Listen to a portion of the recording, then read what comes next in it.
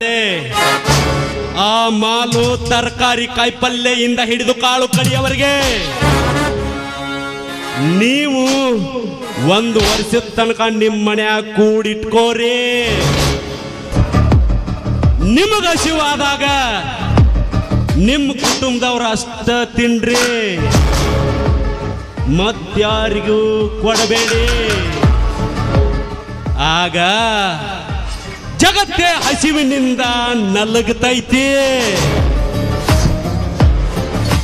ಇಡೀ ದೇಶ ಹಸಿವು ಹಸಿವು ಅಂತ ಅರುತ್ತೈತಿ. ಸರ್ಕಾರದ ಬುಡ ನಡಗತೈತಿ. ನಮ್ಮ ರೈತರ ಮೇಲೆ ಆಗುವಂತಹ ದೌರ್ಜನ್ಯದ ಈ ಕಲಿಯುಗ ಅಂತ್ಯಾಗ್ತೈತಿ. ರೈತರ ಶ್ರೀಮಂತಿಕೆಯ ಯುಗ ಪ್ರಾರಂಭ ಆಗ್ತೈತಿ. ಆದ್ರ ಹಂಗಾಗಾಕ ನಮ್ಮಂತ ಕೆಟ್ಟ ಶ್ರೀಮಂತ ಬಿಡಬೇಕಲ್ಲ. ಬಿಡಂಗಿಲ್ಲ. ಯಾಕಂದ್ರ ಬಡವರು ಬಡವರಾಗೆ ಸಾಯ್ಬೇಕು, ಶ್ರೀಮಂತರು ಶ್ರೀಮಂತರಾಗೆ ಮೆರಿಬೇಕು ಅನ್ನೋದು ನಮ್ಮ ನಿಯಮ ಐತಿ. ಹೊಡಿತೀವ ಹೆಂಗ ಹೊಡಿತೀವ ಅಂದ್ರ ಬಿದ್ರು ಜನ ನೋಡ್ಬಾರ್ದು, ಉಚ್ಚಿ ಹೊಯ್ಕೊಂಡ್ರು ಕಚ್ಚಿ ಗೊತ್ತಾಗಬಾರ್ದು. ಹಂಗ ಹಂಗ ಹೊಡಿತೀವ.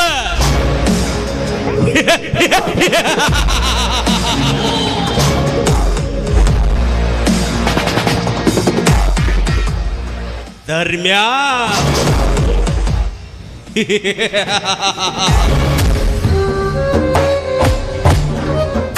ಕಳಸ ಬಂಡೂರಿ ಯೋಜನೆಯ ಹೋರಾಟಕ್ಕೆ ಕನಸು ಕಾಣುತ್ತಿರುವೆಯಾ ಮಗನೇ? ನಿನಗೇನು ಗೊತ್ತೋ? ಆ ಯೋಜನೆ ಯಶಸ್ವಿ ಆದರೆ ನನ್ನಿಡೀ ಸರ್ವಾಸ್ತಿಯೇ ಮುಳುಗಡೆಯಾಗುವುದೆಂದು. ನಿನ್ನ ಧರ್ಮದ ಒಡಲಿಗೆ ಕರ್ಮದ ಬೆಂಕಿ ನಾನಾಗಿ ಸುಡದಿದ್ದರೆ ನನ್ನ ಹೆಸರು ಪ್ರಶಾಂತ್ ಗೌಡನೇ ಅಲ್ಲ.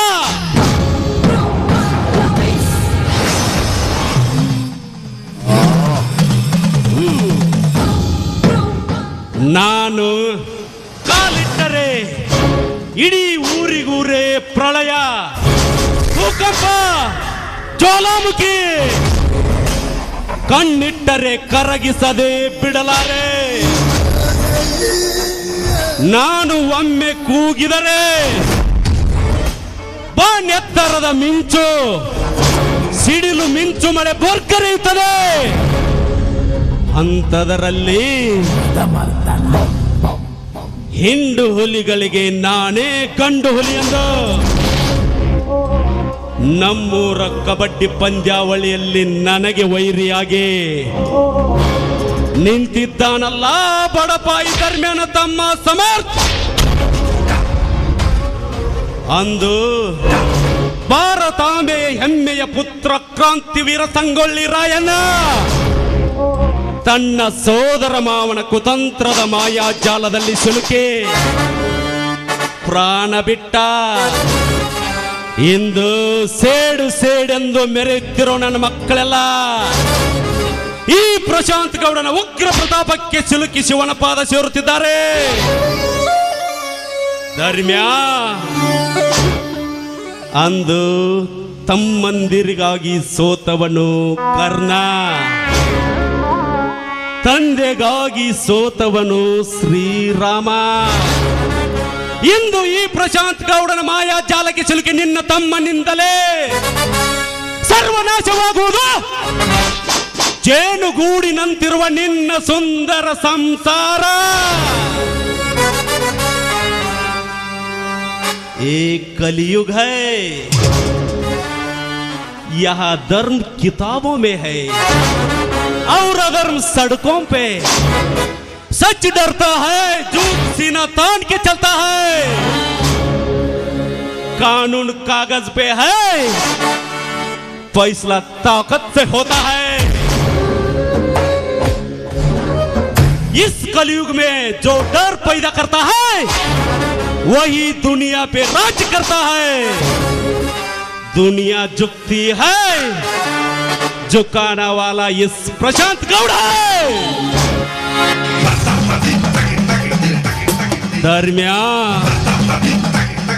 ಧರ್ಮದಿಂದ ಕಟ್ಟಿದ ನಿನ್ನ ಹಸಿರು ಸೇನೆಯನ್ನು ಚಿತ್ರಗೊಳಿಸಿ ಬೆಳದಿಂಗಳಲ್ಲಿ ಅರಳಿದ ಪುಷ್ಪ ಕತ್ತಲಲ್ಲೂ ಮಿನುಗುತ್ತಾರೆ. ಸೌಂದರ್ಯವನ್ನು ಹೊತ್ತುಕೊಂಡು ತಿರುಗುತ್ತಿರುವ ನಿನ್ನ ಹೆಂಡತಿ ಸೀತೆ ನನ್ನ ಕಾಯಂ ಸೋಳೆ.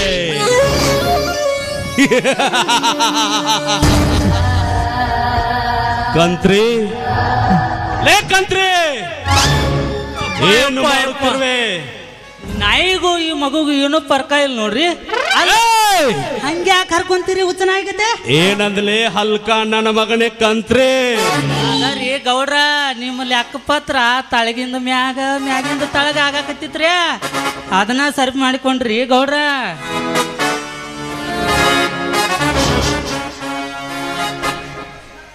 ನಮಸ್ಕಾರ ಸುತ್ತಳಿಯ ಗೌಡರಿಗೆ. ಏನೋ ಬರ್ಲಿಕ್ಕೆ ಹೇಳಿದ್ರಂತೆ? ಬಾ ಶ್ರೀಧರ ಬಾ, ನಾನೇ ಬರ ಹೇಳಿ ಕಳಿಸಿದ್ದೆ. ನನ್ನಿಂದ ಏನಾದರೂ ಸಹಾಯ ಆಗಬೇಕಾಗಿತ್ತ ಗೌಡ್ರೆ? ಏನೂ ಇಲ್ಲ, ನಾನು ಹೇಳಿದ ಕೆಲಸ ಎಲ್ಲಿಗೆ ಬಂತು ಮೊದಲು ಹೇಳು. ನೀವು ಹೇಳಿದಾಗೆ ಕೊಟ್ಟ ಮಾತು ಇಟ್ಟ ವಿಶ್ವಾಸ ತಪ್ಪವನಲ್ಲ ಈ ಶ್ರೀಧರ. ನೀವು ಹೇಳಿದಾಗೆ 2 ಲಕ್ಷ ರೂಪಾಯಿ ಹಣ ತಂದಿದ್ದೇನೆ, ತೆಗೆದುಕೊಳ್ಳಿ. ಶಬಾಷ್ ಶ್ರೀಧರ್ ಶಬಾಷ್, ಮೆಚ್ಚಿದೆ ಈ ನಿನ್ನ ಬುದ್ಧಿ ಚಾತುರ್ಯಕ್ಕೆ. ನಿಮ್ಮ ಅಪ್ಪ ಕೂಡ ಮೆಚ್ಚಬೇಕ. ಏಕಂದ್ರೆ ಏನದು ನಾಯಿ ಮರಿ ಹಾಗೆ ಗೊನಗುತ್ತಿರುವೆ ಎಲ್ಲ ಮಗನೇ? ಗೌಡ್ರ, ಗಾಳ ಹಾಕಿದ ಮ್ಯಾಲ ಮೀನು ಬಲಿಗೆ ಬೀಳಾಕ ಬೇಕ್ರಿ, ಅದನ್ನ ಅಂದನ್ರಿ ಅಪ್ಪ ಗೌಡ್ರ. ನೋಡು ಶ್ರೀಧರ್, ನಿನಗೆ ಗೊತ್ತಿಲ್ಲದಂತೆ ನಿಮ್ಮ ಮನೆಯಲ್ಲಿ ಒಂದು ಕುತಂತ್ರ ನಡೀತಾ ಇದೆ. ಅದೇನಾದ್ರೂ ನಿನಗೆ ಗೊತ್ತುಂಟೆ? ಏನದು ಗೌಡ್ರೆ ಆ ಕುತಂತ್ರ? ನಿಮ್ಮಣ್ಣ ನಿನಗೆ ತಿಳಿಯದ ಹಾಗೆ ನಿಮ್ಮೆಲ್ಲ ಸರ್ವಾಸ್ತಿಯನ್ನು ಆ ಸಮರ್ಥನ ಹೆಸರಿಗೆ ಹಚ್ಚಬೇಕೆಂದು ತೀರ್ಮಾನ ಮಾಡಿದ್ದಾನೆ. ಗೌಡ್ರೆ, ಅವನು ಕೂಡ ನಮ್ಮ ಅಣ್ಣನಲ್ಲವೇ? ಲೇ ಹುಚ್ಚಪ್ಪ, ಅವ ನೀನು ಒಡ ಹುಟ್ಟಿದ ಅಣ್ಣನ ಅಲ್ಲಪ್ಪ. ಲೇಕಂತ್ರಿ ಶ್ರೀಧರ್, ಸಮಾಧಾನ ಮಾಡಿಕೋ. ಅವನು ಹೇಳುತ್ತಿರುವ ಮಾತಿನಲ್ಲಿ ಸತ್ಯವಿದೆ. ಹಾಗಾದರೆ ಅವನು ಯಾರು? ಅವನು ಎಲ್ಲಿಂದ ಬಂದ? ಅವನ ತಂದೆ ತಾಯಿ ಯಾರು? ಶ್ರೀಧರ್, ಅದನ್ನು ನಿನಗೆ ಆಮೇಲೆ ಎಲ್ಲ ತಿಳಿಸಿ ಹೇಳುತ್ತೇನೆ. ಮೊದಲು ಆಸ್ತಿಯನ್ನು ಕೈವಶ ಮಾಡಿಕೊಂಡ ನಂತರ ಈ ಹತ್ತೂರ ಒಡೆಯ ಶ್ರೀಮಂತ ಪ್ರಶಾಂತ್ ಗೌಡನ ತಂಗಿ ನಿನ್ನ ಸತಿಯಾಗುತ್ತಾಳೆ. ಅಷ್ಟೇ ಅಲ್ಲ, ನನ್ನ ಫ್ಯಾಕ್ಟರಿಯಲ್ಲಿ ನಿನಗೊಂದು ಕೆಲಸ ಕೂಡ ಸಿಗುತ್ತೆ. ಆ ನಂತರ ನನ್ನಿಡೀ ಐಶ್ವರ್ಯಕ್ಕೆ ನೀನೇ ಅಧಿಪತಿ. ಗೌಡ್ರೆ, ನನ್ನಿಂದ ಸಾಧ್ಯವಿಲ್ಲ. ನನ್ನ ಅಣ್ಣಂದಿರಿಗೆ ನಾನು ಮೋಸ ಮಾಡುವುದಂತಾಗುತ್ತದೆ. ನೋಡು ಶ್ರೀಧರ್, ಜೀವನವೆಂದ ಮೇಲೆ ಕೊಲೆ, ಸುಲಿಗೆ, ಅತ್ಯಾಚಾರ, ದರೋಡೆ ಇನ್ನೂ ಹಲವಾರು ಕಾರ್ಯಗಳನ್ನು ಮಾಡಿದಾಗಲೇ ಮುಂದುವರೆಯಲು ಸಾಧ್ಯ. ಇನ್ನು ಸಾಕಷ್ಟು ಸಮಯವಿದೆ, ಯೋಚನೆ ಮಾಡಿ ನೋಡು. ನೋಡ್ತಮ್ಮ ಶ್ರೀಧರ, ನಾವು ಹೇಳುದೆಲ್ಲ ಒಳ್ಳೇದಕ್ಕ ವಿಚಾರ ಮಾಡ. ಕಳ್ಕೊಂಡೆ ಅಂದ್ರ ಮತ್ತೆ ಒಟ್ಟ ಸಿಗೋದಿಲ್ಲ. ನಮ್ಮ ಅಮ್ಮವ್ರ ಮದುವೆ ಆದ ಅಂದ್ರ ಈ ಅರಮನೆ ಅಧಿಪತಿಯೂ ನೀನ, ಈ ಕಾರ್ಖಾನೆ ಎಮ್ಡಿಯೂ ನೀನ, ತಳಗ ಹಾಸು ಗೊಂಗಡಿಯೂ ನೀನ. ನೋಡಿ ವಿಚಾರ ಮಾಡಿ ನಿರ್ಧಾರಕ್ಕೆ ಬಾರಪ್ಪ ತಮ್ಮ. ಕಂತ್ರಿ ಅವರೇ, ನೀವು ಹೇಳುವ ಮಾತಿನಲ್ಲಿ ಒಂದು ಅರ್ಥವಿದೆ. ಕರೆ ಐತ್ಲೆ ತಮ್ಮ, ನಮ್ಮ ಗೌಡ್ರ ಆಸೆ ನಿನ್ನ ಶ್ರೀಮಂತನ ಮಾಡ್ಬೇಕನ್ನಂಗೈತೆ. ಆದ್ರ ಮೊದಲ ನೀ ಬಡತನದಲ್ಲಿದೆ. ನೋಡಿ ವಿಚಾರ ಮಾಡಿ ನಿರ್ಧಾರಕ್ಕೆ ಬಾರಪ್ಪ, ಮುಂದೆ ಬಂದಿದ್ದು ನೋಡಕ್ ಬರ್ತೈತಿ. ಕಂತ್ರಿ ಅವರೇ, ನೀವು ಹೇಳುವ ಮಾತು ನಿಜವಿದೆ. ಆದರೆ ಇದಕ್ಕೆಲ್ಲ ನಿಮ್ಮ ಗೌಡ್ರು ಒಪ್ಕೋಬೇಕಲ್ಲ. ಹೊಕ್ಕಿಲೆ ಮಗನ, ಹಾಳಾಗಿ ಹೊಕ್ಕಿ ಕೈಯಾಗ ಕೊಡ್ತಾರು. ಕತ್ತಿ ಬಟ್ಲ ಹಿಡ್ಕೊಂಡು ಹೋಗಂತಿ ಮಾಂತ್ಯಾನ ಅಂಗಡಿಗೆ. ನೋಡು ಶ್ರೀಧರ್, ಇದಕ್ಕೆ ನನ್ನದೇನು ಅಭ್ಯಂತರ ಇಲ್ಲ. ನೀನು ನಾನು ಹೇಳಿದ ಹಾಗೆ ಕೇಳಿದರೆ ಅಷ್ಟೇ ಸಾಕು ನನಗೆ. ಆಯ್ತು ಗೌಡ್ರೆ, ನೀವು ಹೇಳಿದಂತಾಗಲಿ, ನಾನಿನ್ನು ಬರುತ್ತೇನೆ.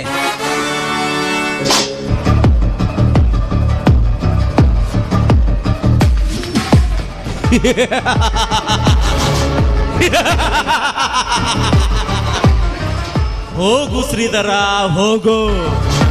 ನಿನಗೇನು ಗೊತ್ತು, ನಿನ್ನಿಂದಲೇ ನಿನ್ನಿಡೀ ಸಂಸಾರ ಬೀದಿ ಪಾಲಾಗುವುದೆಂದು. ಕಂತ್ರಿ, ಈ ಸುಭದ್ರವಾದ ಕೋಟೆಗೆ ಹುಲಿ ಬರ್ತಾ ಇದೆ.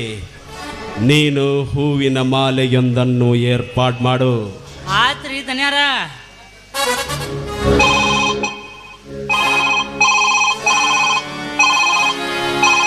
ಅವನ ಆಗಲು ಮೊಬೈಲ್ಗಳ ನಮಗೆ ತಿಳಿಯಂಗಿಲ್ಲ. ಹಲೋ, ಮೊದಲು ಮೊಬೈಲ್ ತಳಗಿಡ್ಲಿ ಮಗನ. ಗೌಡ್ರ, ಗಾತಾತ್ರಿ ಅಪ್ಪ, ಗಾತಾತ್ರಿ. ಏನಾತ್ಲೇ ಕಂತ್ರಿ ಮೊದಲು ಮಗಳು? ಆ ಸಮರ್ಥ ನಮ್ಮ ಕಬಡ್ಡಿ ತಂಡವನ್ನು ಸೋಲಿಸಿ ಮತ್ತೆ ಅವನೇ ಜೈಶಾಲ್ಯಾಗನ್ರಿ ಗೌಡ್ರ. ಏನು? ನಮ್ಮ ತಂಡದಲ್ಲಿ ಎಲ್ಲರೂ ಆನೆ ಆಗಿದ್ದಾರೆ. ಇರುವೆ ಅಂತಿರುವ ನನ್ನ ಮಕ್ಕಳೆಲ್ಲ ನಮ್ಮ ತಂಡವನ್ನು ಸೋಲಿಸಿದ್ರೆ ಏನ್ ಹೇಳ್ತಾ ಇದ್ದೀಯಾ? ನೋಡ್ರಿ ಗೌಡ್ರ, ಮೊದಲಿನಿಂದ ನಮ್ಮ ಯಾಕೆ ಕಣ್ಣಿತ್ರಿ ಅವಂದ. ಮತ್ತೆ ನಮ್ಮ ತಂಡವನ್ನು ಸೋಲಿಸಿ ಮತ್ತೆ ಅವನೇ ಜೈಶಾಲ್ಯಾಗನ್ರಿ. ಅದು ಅಲ್ಲದ ನಮಗ ಬೈದು ಕಳ್ಸ್ಯಾನ್ರಿ ಆ ಕಬಡ್ಡಿ ಕಿಂಗ್ ಸಮರ್ಥ. ಏನಂದ ಬಡ್ಡಿ ಮಗ ಸಮರ್ಥ? ಏ ಹಂದಿ ಅಂತ ಮಕ್ಕಳ್ರಿ, ಏ ಲಪಂಗ ನಾನು ನಿಮಗಲ್ರಿ, ಬೇದಾನ್ರಿ ಹಿಂಗ. ಏ ಹಂದಿ ಅಂತ ಮಕ್ಕಳ್ರಿ, ಏ ಲಪಂಗ ನನ್ನ ಮಕ್ಕಳ್ರಿ, ಏ ಹರಾಮ್ ಕೌರ್ ನನ್ನ ಮಕ್ಕಳ್ರಿ. ನಿಮ್ಮ ಜೀವ ಇರೋ ತನಕ ನನ್ನ ಸೋಲ್ಸಾಕಾಗುದಿಲ್ಲ. ಆ ನಿಮ್ಮನ್ನು ಕಳ್ಸ್ಯಾನ್ಲ ಆ ಗೌಡ, ಅವನು ಕರ್ಕೊಂಬರಿ ಒಂದು ಕೈ ನೋಡೇ ಬಿಡ್ತಾನ ಅಂದ್ರಿ ಅಪ್ಪ. ಆ ಬಡ್ಡಿ ಮಗ ಸಮರ್ಥ ನನಗೆ ಎದುರು ಉತ್ತರ ಕೊಡುವಷ್ಟು ಮುಂದುವರಿದನೆ. ಕಂತ್ರೆ, ಬೇಸಿಗೆಯಲ್ಲಿ ಎಡವಿದ ಗೂಟ್ಗಲ್ಲನ್ನು ಮಳೆಗಾಲದಲ್ಲಿ ಕಿತ್ತೆಸೆದರಾಯಿತು.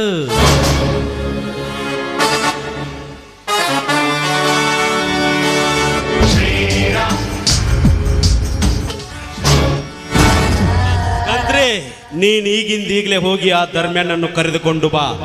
ಹೋಗೋ. ಆಯ್ತ್ರಿ ಗೌಡ್ರ.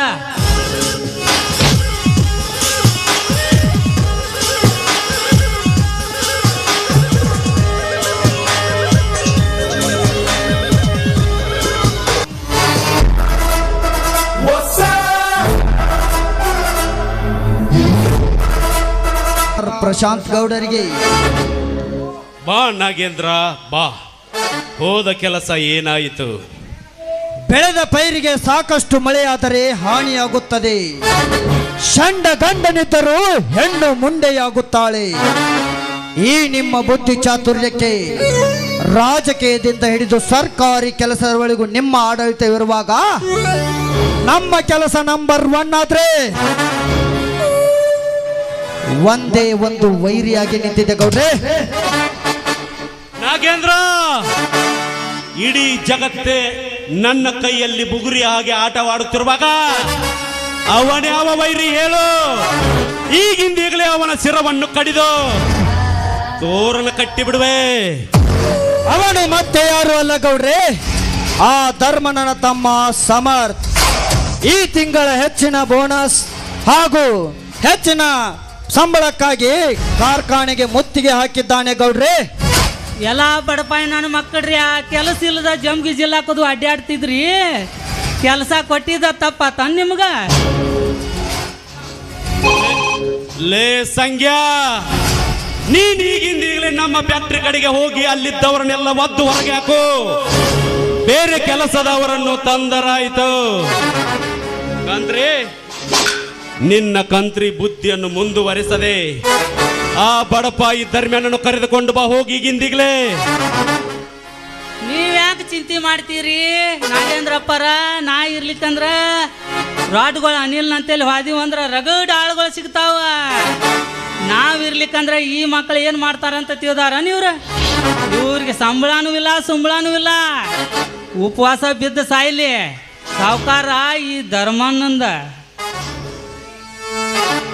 ಈಗಿಂದೀಗಲೇ ಹೋಗಿ ಕರೆದುಕೊಂಡು ಬಾ ಧರ್ಮ್ಯನನ್ನು.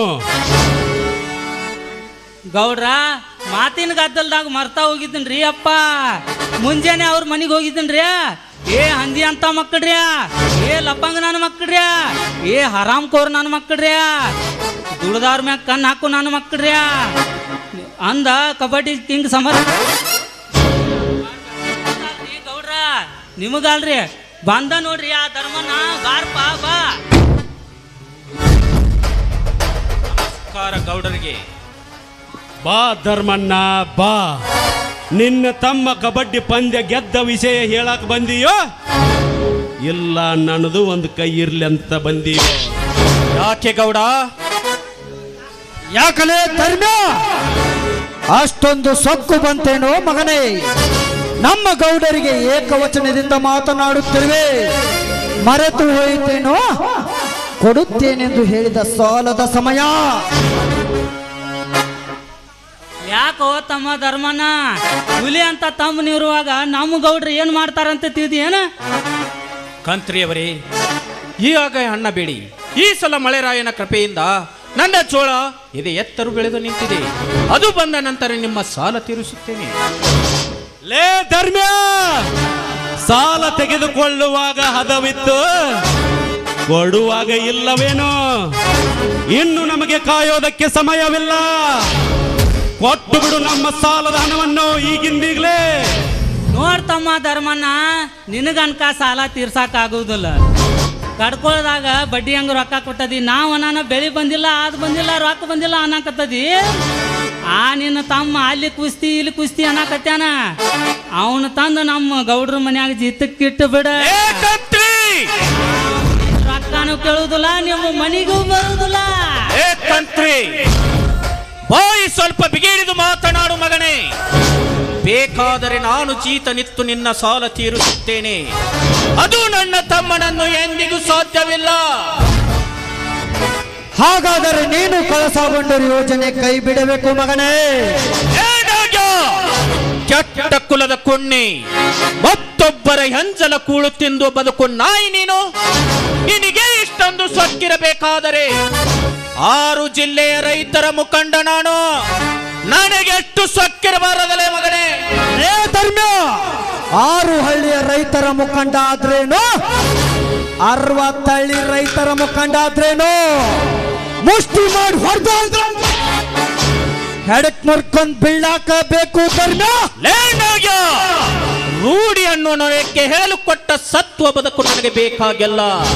ನಮ್ಮಂತವರಿಗೆ ಹಾಕಿದ ಕಟ್ಟುಪಾಟನ್ನು ಹರಿತೇನೆ ವಿನ ಅದರಲ್ಲಿ ಬಿದ್ದು ಸಾಯಲಾರೆ. రోషం నీకు పుట్టలుంది, నాకి బ్లడ్లుంది. బ్లడీ పూల్ శంకు జింకమనుకోదు, ఈ శివోద్భం కాదు. ಉದಯಿಸುವ ಸೂರ್ಯನ ಮೇಲೆ ಜನ್ಮ ಕೊಟ್ಟ ನನ್ನ ತಂದೆ ತಾಯಿಗಳ ಮೇಲೆ ಆಣೆ ಮಾಡಿ ನಿನಗೆ ಹೇಳುತ್ತೇನೆ ಮಗನೇ, ನೀನೇನಾದರೂ ನನ್ನ ಮನೆಗೆ ದ್ರೋಹ ಬಗ್ದಿದ್ದೇ ನಿಜವಾದರೆ ಮಗನೇ, ನೀನು ನಿನ್ನ ತಾಯಿಯ ಗರ್ಭದಲ್ಲಿ ಅಡಗಿ ಕುಳಿತರು ಸರಿ.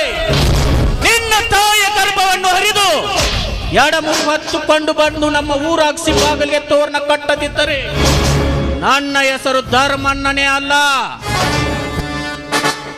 ಯಾಕೋ ತಮ್ಮ ಧರ್ಮಣ್ಣ, ಸುಮ್ಮನೆ ಯಾಕೆ ಗುದ್ದಾಡಿ ಗುದಿ ಹೋಗಿಸ್ಕೊತಿ? ಹ್ಞೂ ಅಂದು ಬಿಡ. ಏ ಕಂತ್ರಿ, ಹೇಸಿಗೆ ಕೂಡ ಬಾಯಿ ಎಂದು ಸಿಹಿ ಎಂದು ಬಾಯಿ ಚಪ್ಪಡಿಸುವ ನಾಯಿ ನೀನು. ಲೇ ಧರ್ಮ್ಯ, ಇದಕ್ಕೂ ನೀನು ಒಪ್ಪದಿದ್ದರೆ ಚಂದುಳ್ಳ ಚೆಲುವೆಯಾದ ನಿನ್ನ ಹೆಂಡತಿಯನ್ನು ಕಳುಹಿಸಿಕೊಡುಬಿಟ್ಟು ನನ್ನ ಅರಮನೆಗೆ. ಏ ಗೌಡ, ಅಧಿಕಾರ ಅನ್ನೋದು ಇವತ್ತಿರುತ್ತೆ, ನಾಳೆ ಹೋಗುತ್ತೆ. ಆದ್ರೆ ನಮ್ಮಂತ ಬಡವರಿಗೆ ಅನ್ಯಾಯವಾದ್ರೆ ಮಗನೇ ನಿನ್ನ ಪ್ರಾಣ ತೆಗಿತ್ತೇನೆ. ధర్మ్య, నీ కోరికలకు మరణం లేదని నీకు పిచ్చి ఉంది. ఒక్కసారి నేను వదిలిపెట్టాను నిన్ను జీవించడానికే, మళ్ళీ జీవించాలనే కోరిక లేదు. ఎందుకంటే మీ భార్య సీతాని నేను చాలా ఇష్టం. మీ కోరికలకు మరణం లేదని నా ధర్మం గెలిచిపోయినోడా, చచ్చిపోతాను.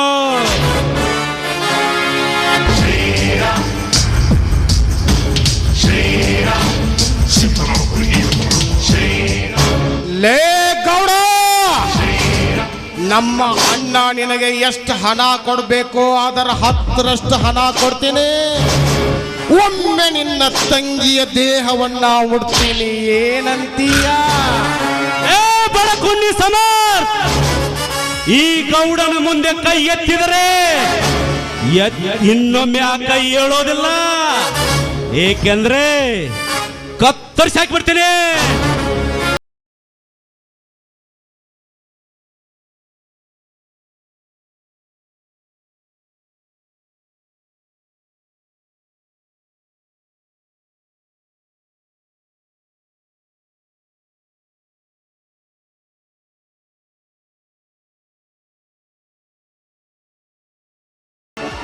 ಇವಳು ಇಷ್ಟೆಲ್ಲ ನಿನ್ನೆದುರಿಗೆ ಮಾತನಾಡಬೇಕಾದ್ರೆ ಇವಳ ತಾಯಿ ಯಾವ ರಕ್ತಕ್ಕೆ ಹತ್ತಿರಬೇಕು? ಕನ್ನಡದ ವೀರ ಗಂಡುಗಲಿ ಪುತ್ರನ ರಕ್ತಕ್ಕೆ ಹತ್ತಿದ್ದಾಳೆ ನನ್ನ ತಾಯಿ. ಸಮರ್ಥ, ಓಟಿ ಕುಡ್ದಾರ್ಗತ್ತೆ ಯಾಕೆ ಸಿಟಿಗೆ ಬರ್ಲಾಕತ್ತಿ? ಲೇ ಕಂತ್ರಿ, ಇದರಲ್ಲಿ ಏನಾದ್ರೂ ನಿನ್ ತಲೆ ಹಾಕಿದ್ರೆ ಮಗನೇ ನಿನ್ ತಲೆ ಉಳಿಯಲ್ಲ. ಹುಷಾರ್. ನೋಡ್ತಮ್ಮ ಸಮರ್ಥ, ನಮ್ಮ ಸಾವುಕಾರ ಬಗ್ಗೆ ನಿನಗೆ ಇನ್ನೂ ಏಟೇಟು ಗೊತ್ತಿಲ್ಲ. ಒಂದ ಒಗಿಬಾರ್ದು, ಒಗದ್ರಂದ್ರ ನೀ ಟ್ಯೂಬ್ಲೆಸ್ ಟೈರ್ ಗತಿ ಹಾರಿ ಹೋಗಿ. ಏ ಕಂತ್ರಿ, ನಿಮ್ಮ ಸಾವುಕಾರ ಶಿವನಂತೆ ವಿಷ ಕುಡ್ದವನ ಇಲ್ಲ ಶ್ರೀರಾಮಚಂದ್ರನಂತೆ ಕಾಡಿಗೆ ಹೋಗಿ ಬಂದವನ? ಈ ಬಂಡ ಶ್ರೀಮಂತರು ಬಡವರಿಗೆ ಹಣ ನೀಡಿ ಅದಕ್ಕೆ ಬಡ್ಡಿ ಚಕ್ರ ಬಡ್ಡಿ ಮಾಡಿ ಬಡವರನ್ನು ಬಲಿ ತೆಗೆದುಕೊಂಡಿದ್ದಾರೆ. ಇಂಥ ಸುಂದರವಾಗಿರುವಂತಹ ಭಾರತ ದೇಶವನ್ನು ಬಡತನ ದೇಶವನ್ನಾಗಿ ಮಾಡಿದವರು ಇಂಥ ಲುಚ್ಚ ಶ್ರೀಮಂತರೇ. ಇಂಥ ಕೆಟ್ಟ ವಿಷ ಜಂತುಗಳನ್ನು ಕಡಿದು ತೋರಣ ಕಟ್ಟಿದಾಗಲೇ ಈ ಕನ್ನಡ ಕುಲಕೋಟಿಗೆ ನೆಮ್ಮದಿ ಸಿಗುತ್ತದೆ. ನೆಮ್ಮದಿ ಯಾರಿಗೆ ಬೇಕೋ ನಿನ್ನ ನೆಮ್ಮದಿ? ಇಡೀ ನಿನ್ನ ಕನ್ನಡ ಕುಲಕೋಟಿಯ ಬಗ್ಗೆ ಹೇಳುತ್ತೇನೆ ಕೇಳು. ವ್ಯಾಪಾರಕ್ಕೆ ಬಂದ ಬ್ರಿಟಿಷರಿಗೆ ಸ್ಥಾನ ಕೊಟ್ಟಿದ್ದು ಇದೇ ನಿನ್ನ ಕನ್ನಡ ಜನರು. ಅವರಿಗೆ ನೂರಾರು ವರ್ಷಗಳ ಕಾಲ ಅಡಿಯಾಳಾಗಿ ಬಿದ್ದು ನರಳಾಡಿದ್ದು ಇದೇ ನಿನ್ನ ಜನ. ಹಾಗೆಲ್ಲಿ ಹೋಗಿತ್ಲೆ ಈ ನಿನ್ನ ಕನ್ನಡಾಭಿಮಾನ, ದೇಶಾಭಿಮಾನ, ಈ ನಿನ್ನ ಪೌರುಷ? ಲೇ ಸಮರ್ಥ, ಇದೇ ತುಂಬಿದ ಸಮಾಜದ ಮುಂದೆ ದ್ರೌಪದಿಯ ಸೆರಗು ಸೆಳೆಯುವ ಎಲ್ಲಿ ಹೋಗಿತ್ತು ಆ ನಿನ್ನ ಗಂಡದೆ? ಓಯ್ ಕತ್ತೆ ಬಡವ, ತುತ್ತು ಕೂಳಿಗೂ ಪರದಾಡೋ ನೀನು ಇಡೀ ರಾಜ್ಯಕ್ಕೆ ಕೋಟೆ ಅಂತಿರುವ ನಮ್ಮ ಮಣ್ಣನ ಮನೆಗೆ ಬಂದು ಬಾಯಿಗೆ ಬಂದ ಹಾಗೆ ಮಾತನಾಡುವೆಯಲ್ಲ, ಇದು ನಿಮ್ಮಪ್ಪನ ಮನೆಯಲ್ಲ. ಮೊದಲು ಮರ್ಯಾದೆಯಿಂದ ಮಾತನಾಡು.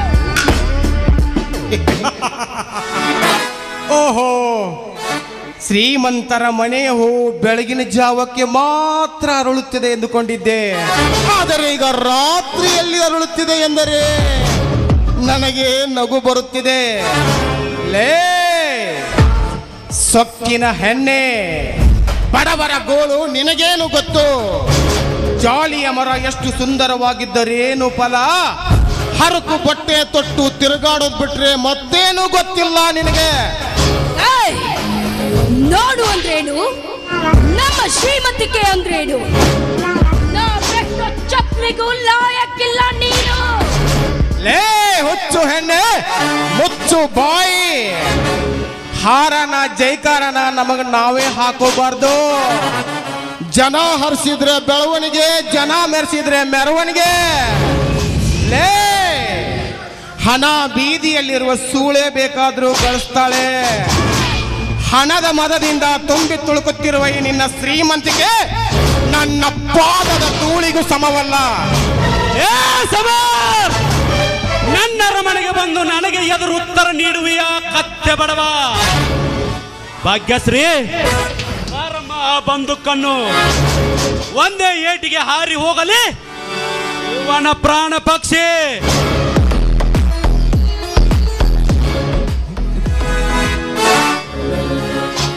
ತೆಗೆದುಕೊಳ್ಳನ್ನ ಬಂದು ಕಣ್ಣು ಹತ್ತು ನರೆ ಕಾಗಿಗಳು ತಿಂದು ದಾಹ ತೀರಿಸಿಕೊಳ್ಳಲಿ ಈ ಬಡಪಾಯಿಯ ದೇಹವಂಡ. ಮೊದಲು ಹಾರಿಸಂಡ ಗುಂಡಂಡ. ಭಾಗ್ಯಶ್ರೀ ತಾಯಿಲಿ ಬಂದುಕೊಂಡು ಲೇ ಸಮರ್ಥ್, ನಿನ್ನ ಆಯುಷ್ಯ ಮುಗಿಯಲೇಬೇಕು ಮಗ.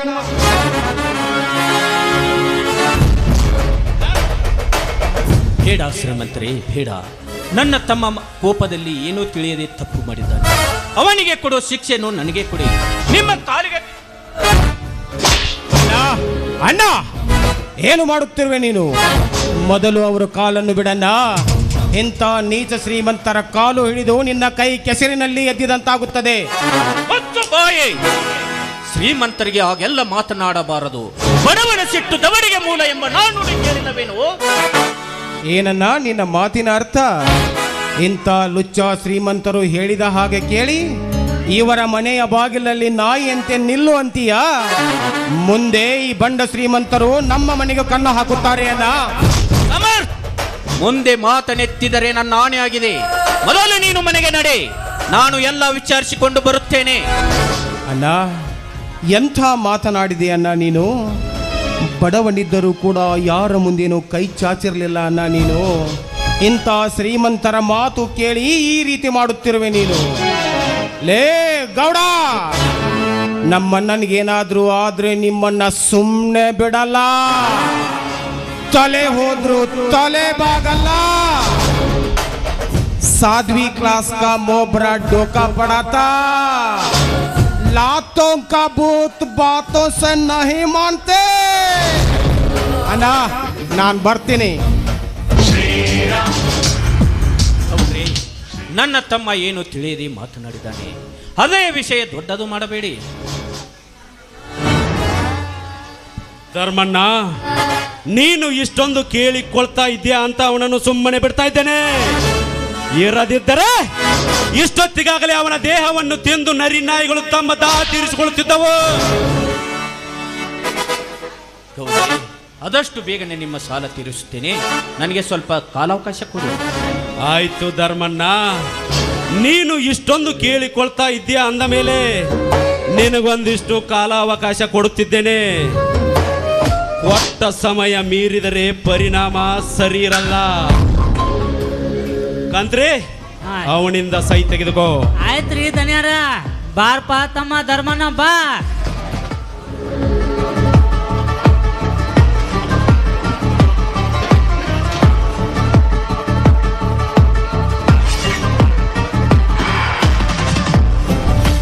ಆತ್ರಿ ಗೌಡ್ರ, 20 ಗಂಟೆ ಹೊಲ ಗಪ್ಪ ಇನ್ನ. ನಾನೇನು ಹೋಗಿ ಬರುತ್ತೇನೆ.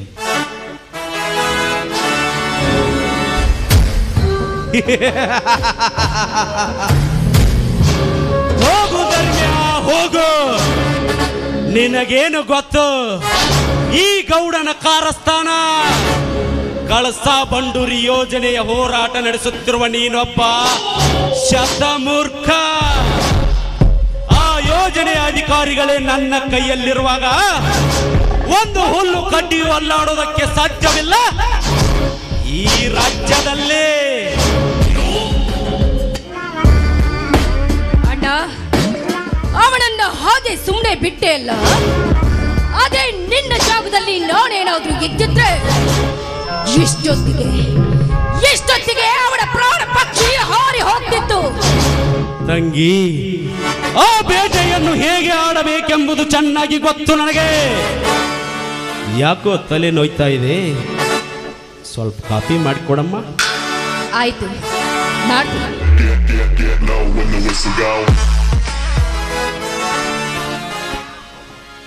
ఎప్పుడైనా సూర్యుడు ఎప్పుడు ఎదుర్కోకండి చూడటానికే.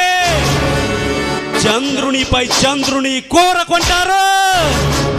ఒక్కసారి నేను శికారి లక్ష్యం పెట్టుకున్నాను, వెయిట్ మిస్ అవ్వలేదు.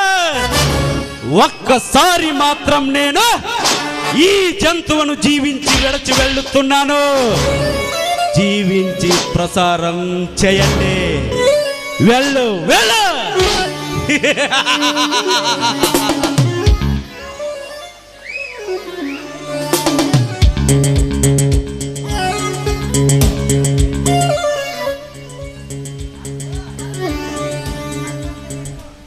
ಗೌಡ್ರೆ, ಸರ್ಪಕ್ಕೆ ಬೇಕು ಸರಸದಾಟ, ರಾಕ್ಷಸನಿಗೆ ಬೇಕು ರಕ್ತ ದೋಕಳಿ. ಅಂಥದರಲ್ಲಿ ಆ ಧರ್ಮ ನಮಗೆ ಯಾವ ಲೆಕ್ಕ? ಲೇ ಸಮರ್ಥ್, ನಿನ್ನ ಆಯುಷ್ಯ ಮುಗಿಯಲೇಬೇಕು. ಗೌಡ್ರ, ಇನ್ನು ಮ್ಯಾಲ ಧರ್ಮ ಹೆಂಗ ಜೀವನ ಮಾಡ್ತಾನ ಅನ್ನೋದು ನೋಡೇ ಬಿಡುನು. ಅಮ್ಮವ್ರು ಕಾಪಿ ಮಾಡಿರ್ತಾರು, ಕುಡ್ದ ಕಾರ್ಖಾನೆ ಕಡೆ ಹೋಗೋಣ ನಡ್ರಿ.